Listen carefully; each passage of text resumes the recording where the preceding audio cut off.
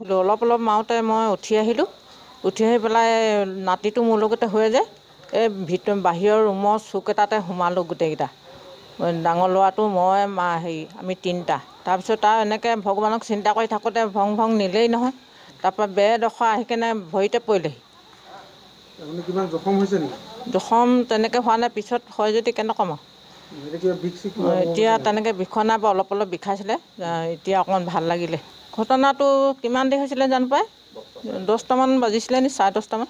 যিটো ধৰক আপোনাৰ ধুমুহা হ'ল, সেই ধুমুহাৰ ফলত মোৰ অকলে পিন্ধিবলৈ বুলি কাপোৰখনেই বাচিলে আৰু লগতে আৰু ওচৰ চুবুৰীয়া আমাৰ বহুত ক্ষয়ক্ষতি হৈছে।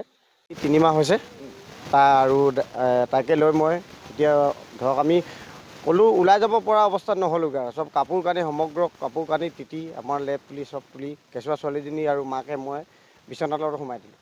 এনেই অলপ দুখ পোৱা হৈছে আৰু সৰু নাতি এটাই কিন্তু এতিয়া আমাৰ এই ককাইদেউ ঘৰত আছে। আপোনাৰ ঘৰটো কিমান কি ক্ষতি হৈছে? বৰ্তমান আমাৰ একো বস্তুৱে বাচা নাই আৰু চব মানে খতম কৰিছে মানে, আৰু চাহটো মানে বেলেগৰ পৰা পিন্ধিছোঁ মানে। আমাৰ ঘৰতো একো বাকীতো নাই, নিজৰ পেণ্ট চোলাও নাই, ভাল নালাগে এতিয়া বেলেগৰ পৰা চোলা কাপোৰ দিছেহি পিন্ধিবলৈ। এনেকৈ কোনো নাই, দুখ পোৱা নাই।